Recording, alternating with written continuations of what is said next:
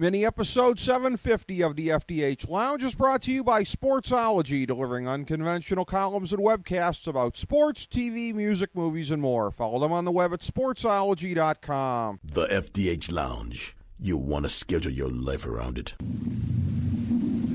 A long time ago, on a gloomy, wet Cleveland spring night, two men stand alone amidst the late-night drizzle. Their voices echo across the vacant station parking lot as they debate the merits of the great American radio show that have been missing for far too long. On that night, an idea was born. That idea became the FDH Lounge.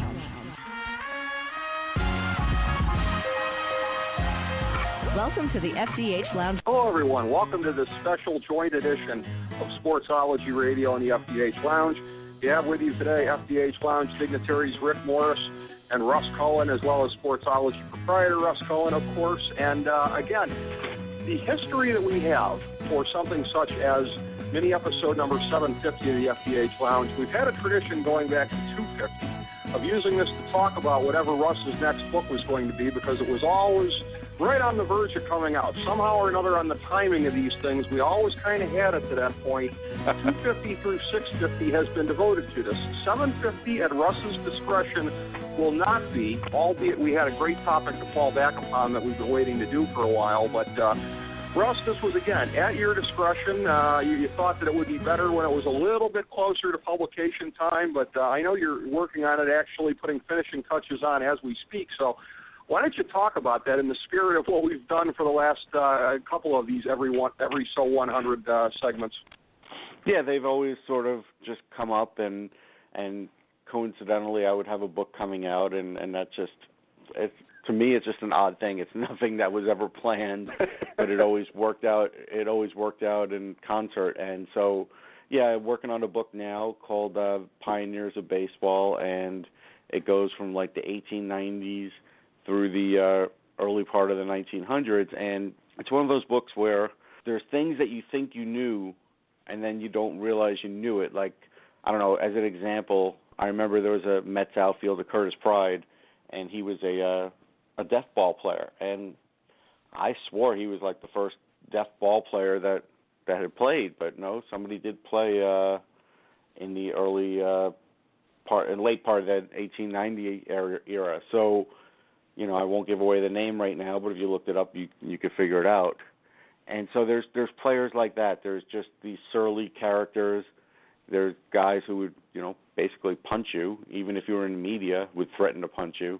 There were some pretty great things that went on then, and I think sometimes we sort of dismiss that era because, well, it's a dead ball era, and, you know, it's hard to put in guys from the Hall of Fame then. But then you start reading about these guys, and you realize that, boy, they did a lot to sort of set up the game for even the Ruth era.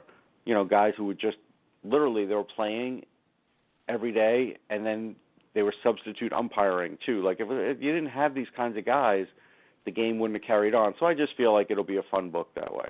Oh, absolutely. And again, it's kind of dumb for people to dismiss that, because there's greatness in any era, no question about it. Yeah. And just me sitting here being a homer for my Cleveland Indians, I think back to that period of time, good old Nap Lajoie. I'm sure he's going to be featured in there somewhere. Yeah, Nap is definitely in there, and no question. Mm-hmm. And it's a photo book, so it'll be nice. Yeah. You could look at some of these photos and sort of like it harkens you back, or at least it does for me. Hopefully, it will for everybody else. Oh yeah.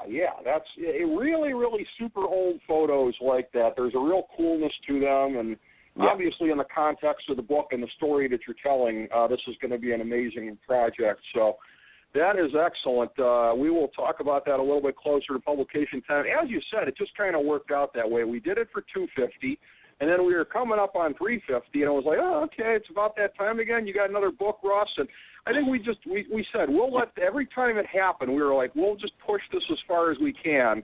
And again, even this time, we're probably close enough that we could have, because the last one, I believe, was the Philadelphia Flyers Images of Sports when we did 650, and that was still a little bit of a ways off at the time, but it was deemed to be close enough. But this one here, we will definitely look forward to that coming out, and maybe if it coincides with 800, we'll see how that goes. But for many episodes 750 of the Lounge, again, for any kind of milestone numbers, we always like to have a milestone type of segment one way or another. And something that I had come up with in my head, and I'm going to credit a couple of different sources here with individual threads for kind of giving me the idea, was the Lost Generation stars of the 1980s. In every case but one of the guys that are on the list that I compiled for this show, these are all guys who passed away prematurely. There's one guy who lived but who didn't really get to be the mega star that he was supposed to be because of a crippling injury. So it just kind of struck me. There were 30 for 30s on a lot of these guys, and I'll probably allude to that as we go along. And there was also a great what-if column that somebody wrote about Len Bias, and it was from the perspective of the end of his career in, I think, 2003, and looking back at his career now that he hung it up, and this great rivalry that he had with Jordan. And I really started kind of thinking, when I realized how many of these guys that there were, and again, the 30 for 30s kind of encapsulated it. So I don't know if this is a thought that's ever popped into your head, Russ, but there's a lot of guys that in a short span of time in those couple of years really could have kind of influenced sports going into the 90s, the new millennium, and for the years of some of us really kind of coming of age of sports fans, we were deprived of getting to see what a lot of these guys could do.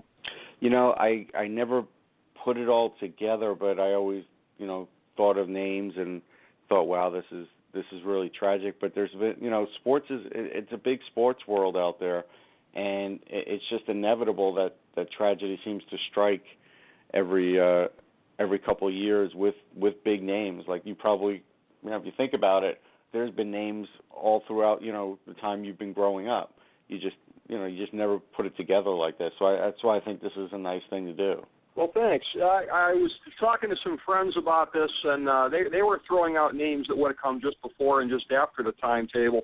Lyman Bostic, of course, in 1978, great Angels outfielder who was murdered in Gary, Indiana, a very senseless tragedy. And then Reggie Lewis in 1993, Drazen Petrovic in 1993. Reggie Lewis ties into one of the guys that we're going to be talking about indirectly here. But, again, if you just look at the time frame of the mid to late 80s, some of these guys passing away, the one thing that I had said to you in preparation for this was there was one name I wanted to put up top because there's one guy, and again, all of these guys deserve to be honored in different ways. Some of these people passed away, the best way to put it is sort of at their own hands. There are no suicide cases here, but there's a few drug overdoses and everything. So particularly when we're talking about all of them in terms of the greatness that they could have shown on the field, there's one guy who really stands out for the greatness of humanity that he showed, and that old passage from the Bible about greater love hath no man that he will lay down his life for another, and that is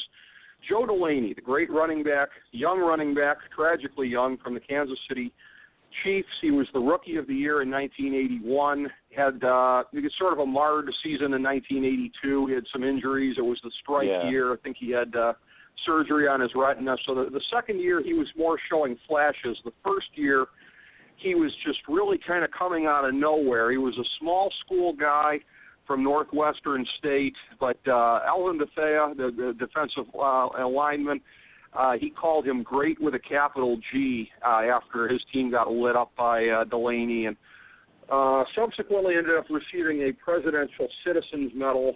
What that came of, unfortunately, was posthumously.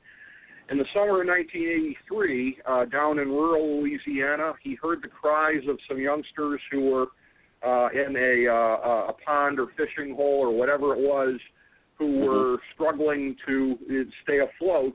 He heard them drowning. He jumped in without a second thought. He himself, unfortunately, could not swim, so it ends up being three bodies, his included, that end up getting pulled from the lake. It's a sad story. His wife never remarried, just kind of never got over that by her own accounting, and just a shadow that I think probably hung over the Kansas City franchise the better part of the 80s, because not only to lose a great talent, but in such a disheartening kind of a way. Joe Delaney, I know you said when I mentioned that to you that I wanted to do him first, you said he's somebody that obviously you're very familiar with and have memories of as well, and somebody who deserves to be celebrated certainly on field and off. Yeah, and it looks like, going back and reading the story, just familiarizing myself again, it looks like he saved one, it looks like, right? I think he may have, yes. I think you're right about that, actually. Which is incredible, considering, like you said, he couldn't swim. You know, just the bravery of that, I think you can't put a price on. What makes someone brave like that. But I do remember him as a player, me being an AFC fan. I don't remember, I'm looking, he had a long of 82-yard run. I don't remember that. And actually, he had a long of a 61-yard catch. I remember the speed and the fact that he was sort of a compact guy and a compact runner, and he sort of reminded me of a little bit bigger of like a Billy Sims type, and he could just break away, and so yeah, he was exciting to watch, and I do remember hearing about this story, and it's one of those things where, boy, he's lucky he had that 1 year, and like you said, that strike was just awful. Like I remember that. It was bad. There were replacement players for that one, right? 87 is when they brought in the UPS drivers and whatnot, but 82, they just took a big break in 82. Yeah, it was pretty heinous. And it was a ridiculous landscape that year. And you can't even judge what he did. You're right about that, albeit he showed some very good flashes that year. As I think you kind of alluded to as well, some decent pass-catching abilities as well. He really seemed like a pretty good all-around back, to be sure. Yeah, he definitely was a good all-around back, and it was really just sort of like fun and maybe like an honor to see him play, especially seeing how things sort of ended up there. And so, he made one Pro Bowl. Like that was, right. At least he made a mark. I feel good about that for him, because it could have been that he never did that, and you'll see on this list there's going to be that too. Well, yeah, he did, and again, you know what? While I don't want to be negative about anything, I feel like I'd be negligent if I let this go by without putting this out there, and that is particularly on revisiting his career and revisiting the footprint that really he should have left in the league. And I'm not even talking at this point about if he lived to play. I'm talking about this is not somebody where we should have to educate people on Joe Delaney. I feel like that's something where the league should be proactive in it. There should at the very least be a prominent award named after him. Essentially, like they a should hero be doing award, something to keep. Yes, and that's the thing. Yeah, so that's where I don't think I'm being negative, because I'm advocating something positive here. Aren't they dropping the ball by not celebrating this man very vociferously? Yeah, no question. I mean, you definitely could have like the Joe Delaney Hero Award, and certainly, even though again some of these things would be posthumously, like you said, you could have like Pat Tillman could have gotten that recognition, and it really would be a nice thing, and I think the fans would love it, the families would love it. I think, unfortunately, of all the sports, football, once you walk away from the gridiron, it seems like you have the best chance of being forgotten of any of the other sports and just never being talked about again. I think you're right. I really think you're right about that when I think about it, because in the other three major North American sports, you do kind of see legacies celebrated in a more tangible kind of a way. And, it's an area where they're coming up short because, and I speak from experience in this, that when your family suffers any kind of a tragedy, anything like that, you don't want to feel like it was for nothing. You don't want to feel like nothing came out of it. So when you talk about what it would do for Joe Delaney's family, I don't think that that's an insignificant part of the story here, too, because while the time since his passing hasn't been made, it's been bad enough, essentially, but the sense of him having been forgotten in so many ways. I know that he made the Chiefs Ring of Honor, I think, in 2004, but the fact that mentions of him have been so fleeting over the years, that can't be anything that's made it easier on the family. No, I mean, good for ESPN doing a 30 for 30, but like even I just put in a search, I don't think his numbers were retired by the Chiefs, and I don't think the fans would have been upset if his number was retired, even though he was only a year-and-a-half player based on the circumstances. That might have been a nice thing, too. Absolutely. So, there's always hope for the future. And that's why I wanted to put this out there, that if you even get one person in the position of authority thinking about it, maybe it can happen at some point, and Joe Delaney can get the kind of recognition that he deserves. And again, it's very, very strange circumstances to have one kind of tragedy like this happen in a city in a couple of years. And it happens twice, unfortunately. We go to the list here, and the one guy on the list who is not a player at this point in time in his career, he's a retired player, but an excellent, excellent manager, Dick Howser, who led the Yankees to the playoffs in 1980 when going to the playoffs was not nearly as easy as it is in today's landscape. 84, also to the American League Championship Series with the Royals. 1985, they win it all. 1986, tragically gets the brain tumor. The All-Star game in 86, strangely enough, the last game that he ever managed. And, again, people were noticing some weird kind of things during the game as far as decisions made. He kind of picked up on the same things here, goes for the checkup. And I remember, I think I was out on the golf course, and I heard the news on the radio, and it was just absolutely devastating to hear that about such a nice man, somebody who was so popular among his peers. And I know, Russ, you must have a lot of memories of him from his time up there with you in the Northeast, all those years, the time that he spent with the Yankees. I know Dick Howser is somebody that you can definitely speak on. Yeah, no question, and those were times I was still living in the New York area, and I thought he was a really good manager. I did. He was one of those guys that sort of wouldn't blow up all that much, but once in a while, you know, he could blow up once in a while, but it wasn't really terrible. He certainly wasn't like Billy Martin. You know, he was different than Billy Martin, and so I respected the guy, and I just remember when he went to the Royals, how he made all the difference there too, and it was a big deal. Sort of like a calming influence. He came in as a very cerebral manager. Everybody knew he was a very smart guy, and he made good baseball decisions. That's why, when you were talking about that All-Star game, that they knew something was up because he was a guy that always made good decisions. So absolutely, it was sudden. You know, it was really, really sudden, and like you said, again, tragic, and you never really had it. Sometimes when these things happen, you never have a real time to process it. That's the interesting thing. Poor guy's only 51 years old when he goes, right? And we as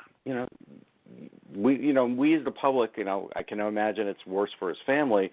Just never really had a chance to sort of really think about it.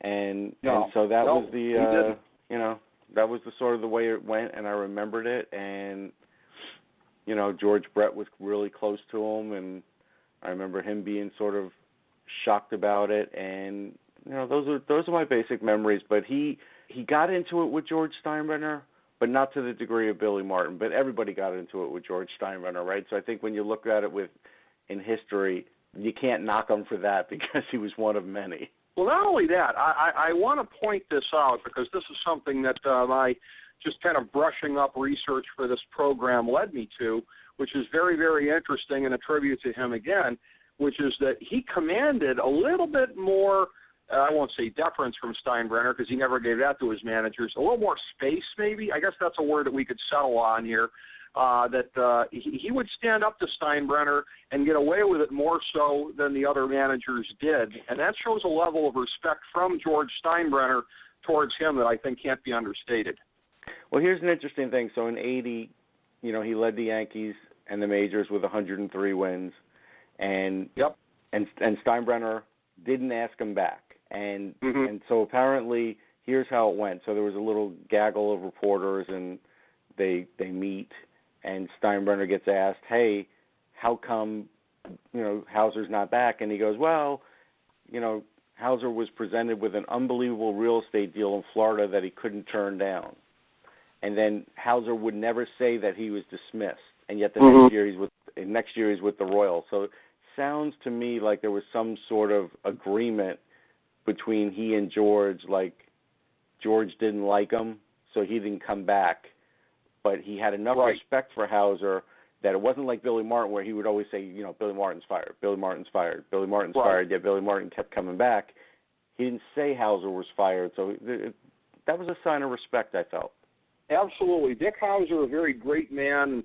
In terms of looking at his impact on the field and what we missed out on by everything getting cut short, because he was gone by 1987. He tried to make a comeback in spring training. That got nowhere. Yeah. So you look at it. My thought, just kind of looking at it, is twofold. Number one, there's been talk in recent years with the resurgence of the Kansas City Royals. Well, what really kind of happened in the 30 years in between? Well, one of the things that happened was losing Dick Howser, because they never found a way to replace him successfully. So that great 70s into the 80s run of the Kansas City Royals, one of the first big things that really crippled that run was the loss of Dick Howser. And then I also look at it in the sense of, you look at the Mount Rushmore of modern managers, because I think there was a span of like 24 World Series, I think, from 1991 to 2014. 17 of them had one or more in it of Torrey, Cox, La Russa, and Bochy. And I think there's every indication, I think, that there would have been 5 names in that list there in terms of, I mean, I wouldn't have a Mount Rushmore with 5 guys, but you know what I mean. As far as the top tier of managers in the modern era, who's to say Dick Howser wouldn't have been in that group? He was doing very, very well for the few years that he was a manager. Yeah, no question. He definitely could have been in that group. Some of those guys, you reminded me that how much I hated them, but they were great managers. So you brought up, like, you opened up an old wound. Most, if not all of them, nemesis of your Mets at some point in time or another. But Dick Howser, predominant, well, as far as being a manager, always in the he was always in the American League. So it would have taken him being in the World Series to run into the Mets. But those are the first 2 names on our list here. As we continue making our way down, somebody that I told you off air that I learned something about in the course of going through this again, and this is somebody who, again, I believe had a 30 for 30 a couple of years ago, Ben Wilson. And that's a name that just kind of lives on in the world of basketball, one of the great what-ifs. In 1984, the consensus best high school player in America, and somebody who was coveted by all the major colleges. And as I told you off air, I'd always gotten the sense that he was mugged for his Air Jordans or something like that, that it was some kind of confrontation like that, whereas it turned out to be he was basically coming off of a bad argument with his girlfriend. He was in a bad mood. As he was walking, he bumped into somebody who just happened to be holding a gun. He didn't see the gun, but they end up getting into a confrontation. Guy pulls out the gun, whereas Ben Wilson continues on in the thing of like, what are you going to do? You're not going to shoot me. And, you know, eventually the confrontation just escalates to where the guy does shoot him. Ben Wilson does not survive. Part of it was apparently what hospital he went to. He went to a hospital that didn't have a real good trauma unit, so they were having to rush in other people. It was a very bad shooting to begin with, I think somewhere in the abdomen. So the circumstances there of, again, such a great young talent being snuffed out, a shocking thing in its own way, and just sort of a ghost that sort of loomed over basketball in the 80s into the 90s, because, again, you know, being at that rarefied air consensus #1 player in America, coming out of Chicago, back when Chicago was still churning out a lot of top-flight blue-chip guys, more than they are now, I think you would say. So that's one of the great what-ifs on the list here, because we never even got to see the guy play in college. But there are a lot of people extrapolating, gee, maybe that's a guy that could have given Jordan a run for his money subsequently. Yeah, interesting thing, you know, as you search on this, I just saw that Nick Anderson, who had a really nice NBA career and he was a former teammate, wore his number during his career, number 25. That's kind of nice. I don't think I ever knew that. Yeah, that's always nice when you get some kind of a remembrance of that. And in terms of, again, extrapolating what might have been, his high school coach referred to him as Magic Johnson with a jump shot. So that's pretty high praise right there. I mean, you start almost when you're talking about like hybrids of skills. I know Ben Simmons coming out this year with Philadelphia. A lot of people are saying the one thing he's still lacking is an NBA caliber jump shot, but that he'll be kind of all world if he gets there. Like I watched early Dr. J. Exactly. Early Dr. J didn't have a jump shot either. I mean, it'll come along. You don't worry about a jump shot. But that's where, well, and it's an interesting thing. It's an interesting kind of linkage here in my mind. Ben Wilson passing away in late 1984, just a couple months before LeBron James was born. And you start thinking about Magic Johnson with a jump shot, and that's an oversimplification to talk about LeBron, because he's really got the sort of vast spectrum of skills in so many different areas. But as far as not being a short point guard kind of a guy, as far as being a bigger guy with passing ability and also a shot, that's what makes it kind of tantalizing, because people have really kind of thrilled to watching these hybrid players like Pippen, like LeBron in the later years here. It's interesting to think that this kid could have been a prototype of those hybrids. Yeah, and we'll never know. We'll never know. We'll never know indeed. We really, of all the guys on the list, we saw the least out of him. The next guy on the list is somebody that I know that you are very familiar with. We got to see a decent amount of him in the 1980s, but not nearly enough. Kelly Lindbergh, all-rookie in 1983, all-NHL team in 1985, the Vezina Trophy winner in 85, first Euro to win that. The one goalie who played against the Miracle team in 1980 at Lake Placid and didn't lose, tied 2-2. Only goalie that didn't lose. First to use a water bottle, which I didn't realize until I was doing the research again here. So I feel kind of dumb, because I'm sure that's a thing that's pretty common knowledge, but I just found that out. He was the first guy, and just had that kind of just extremely great type of skill set on down the line. One of the first guys to come from Europe and really make this kind of a big impact. Had everything right in front of him. Unfortunately, in 1985, a drunk driving accident in his Porsche, runs into a wall. And that was the end of it for him in a very, very sad fashion. And that's one of the prototype guys you'll look at in the world of sports when you say what if, because he did so much at an early age. It wasn't even until the next year that Patrick Waugh comes into the league. And you talk about rivalries that never were. That's one that I think a lot of people have conjured up in their minds of what would have been for the rest of the 80s into the 90s. Yeah, and he did win a Vezina. We have a nice picture of him in the Vezina in our Flyers book, 84-85 Vezina. The interesting thing is you forget that he was only 5'9", but back then that wasn't that big of a deal. Now, could he even play net at 5'9"? It just shows you how the eras changed. But I do remember him. He was a great competitor. He had 40 wins in 84-85, which was really tremendous. Not easy to get 40 wins that way. He was third in the Hart voting. I have to say, and again, talking about the Flyers so well chronicled in your book there, one of the things that's a tribute to them is we talk about these other teams and talk about how it seemed to kind of suck the heart right out of them. The Chiefs, when they lost Joe Delaney, and there were other factors at play here, too. I mean, the Chiefs were not the most talented team in the 90s. Dick Hauser with the Royals, but the Flyers, that run they had continued, including making it back to the Stanley Cup in the next couple of years. So you got to give credit to them for pushing through that circumstance. Yeah, no question. You definitely have to give them credit for that. And, like I said, this was a situation where this was a guy who lived on the edge, and, he had that Porsche and apparently drove it pretty fast around town. I was in New York at the time. I wasn't near close to Philly now I am. And he just had a really great personality. There was a I forget the name of the show, but there was a show that sort of chronicled the jersey that he had in the 80 Olympics. There was a thought he traded that and got a Miracle on Ice jersey out of it, actually a flag, and didn't seem to come to fruition. And so, but it was an interesting thing. You could look it up online. But it was just something where players back in those days would trade jerseys or trade a flag or something like that as a sign of goodwill. Well, certainly even in the time that he was alive, it didn't take him passing away for his memorabilia to become coveted, because throughout his lifetime, he was somebody that you would want a jersey or a souvenir of, because he was a truly, truly great player. The next name on the list, I have to confess, I was not really much familiar with this guy until I saw 30 for 30 on him, and it turns out he's even from Ashland, Ohio, which is just south of the greater Cleveland area where I've lived my whole life.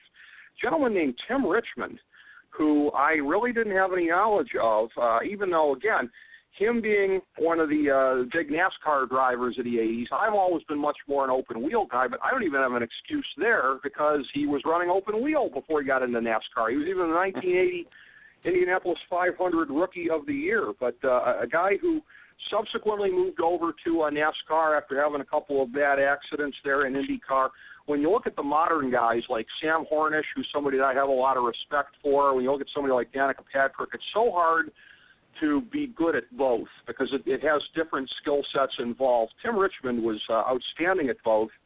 One of the great NASCAR drivers of the 80s. Again, I'm not very proud of being as unfamiliar with his career as I was, but 1986, his last full season, 7 races won by him. The best year of his career. He was third in the point standings that year. Subsequently comes down with what was called double pneumonia at the time by his camp, passes away a couple of years later. Turns out to be AIDS. And for somebody who was a real ladies' man out there, again, evidently that's where it came from, was his very active social life. And a very, very sad story. Somebody that, again, from what I've been reading, could have been really a big, big rival of Dale Earnhardt with his prominence well into the 90s. And you think about if there had been a big rivalry between those two back and forth throughout the 90s, that the boom of NASCAR around the time of the turn of the century could have come even earlier. So this is something that really kind of changed the face of history with NASCAR, maybe delaying their boom a little bit. And for somebody that had such a great personality and was so beloved by his fans, a real loss from the landscape to not have him there. And again, as I say, I'm not proud of my ignorance of the guy until recently. I don't know if you knew much about him, Russ. No, I just, the name sounded familiar, and I guess, when you look at it and then you see that he died from AIDS, that was probably like one of many puzzling deaths to a lot of famous people that were happening. And when we started to find out about that disease, if you remember, he gets sort of lumped into that, unfortunately. Well, and it has a lot to say, quite frankly, about the lack of prominence of NASCAR going into, I'd say, maybe the late 1990s when it started to pick up a little bit, because we all regard Magic Johnson like, oh, that's the one moment when it really touched the sports world. Well, This guy, unfortunately, was already deceased by that point, so that's not even true. But for where NASCAR was on the landscape, I think that's why people use shorthand for Magic Johnson brought awareness of that into sports, because we just didn't have the awareness of NASCAR or AIDS. Yeah, just an example, I looked up Rock Hudson, and he died in 85. So it was in that era, and in that time period, we were finding out about some, really big names, people that passed away from this disease. Absolutely. You had a lot of famous people, and we would learn a lot more about that. The two people who are linked, who passed away, I believe, within 8 days of one another. Next up here, and linked by the cocaine epidemic of the 1980s, Len Bias and Don Rogers, both celebrating big occasions. For Len Bias, it's being drafted into the NBA to play for the Boston Celtics. For Don Rogers, he's about to get married. Both the commonality, even being very physical players, too. Very, very physically gifted, very physically explosive. For Len Bias, it was in being one of the great athletic power forwards of his era. For Don Rogers, it was having that Ronnie Lott type ability out there, playing safety to take your head off on the gridiron. And again, the much more famous of the two is the Len Bias one. That was something that was so shocking. And again, there's a lot of what-ifs out there about being a rival of Jordan. There's a lot of what-ifs about what the Celtics would have been. Reggie Lewis passing away in '93. That what if you'd had a Len Bias thing with Reggie Lewis, a combo with them moving into the 90s. And for Don Rogers, kind of a little bit of the same thing. And again, my hometown Cleveland Browns, there's always been the thought, I think, that Dixon and Minifield, the original dogs, they really kind of powered that defense. That defense, it had some overachievers in the front seven, but not a lot of great talent there. They always needed like a little bit of extra oomph. That's what helped Elway to go down the field on them 98 yards, is that they really didn't kind of have that. But there have been a lot of people in this town, I'll tell you, that have said, man, if Don Rogers was back there, they might not have gone 98 yards down the field. So a great tragedy for both of them in the way that they passed away, that they left so much undone, and that they both had, again, such raw physical skills, really kind of mirrored one another in how they lived, and then unfortunately how they perished. Yeah, all right. So Rogers, I just barely remember. For whatever reason, I just don't have great memories of him. I remember the name. And so that one I really don't have a great story. But, Glenn Bias, I obviously do remember. I'm not even a great college basketball fan, but you couldn't help but know who this guy was, and the fact that Maryland's not that far from, the New York area. We certainly paid attention, and then anytime you get drafted by the Celtics, obviously you're on the radar. And, at the time I was 23, and to be honest, and this was probably my ignorance of drugs and what they could do, I didn't realize you could have a cocaine overdose. I just never thought about, hey, and I think a lot of people never really thought about it, like, hey, you could just literally, you get a heart attack from doing this. It could speed your heart up to the point where it could kill you. And I think that was, if there was something good that came out about his death, because I think that's the way he went, right? I think he had a heart attack.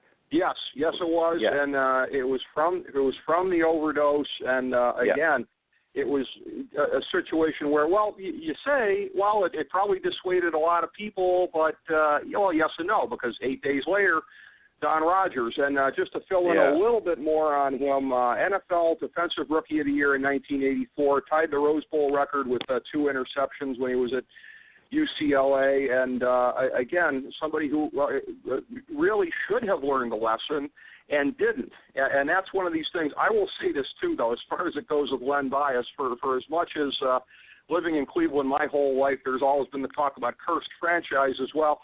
You look at the bad back of Brad Daugherty, but, gee, things could have been a lot worse there, because we got a number of great years out of Brad Daugherty, and, Len Bias is the guy who went second in the draft. So had Wayne Embry decided that he wanted to go for the more gifted power forward, he would have passed away as a member of the Cavs, but, our ability to whine about anything Cavaliers kind of went away on June 19th, 2016 anyways, but you have no problem now. Here. You could forget about the ghost. And even if Len Bias had been a Cavalier, at this point in time, the pain would have faded.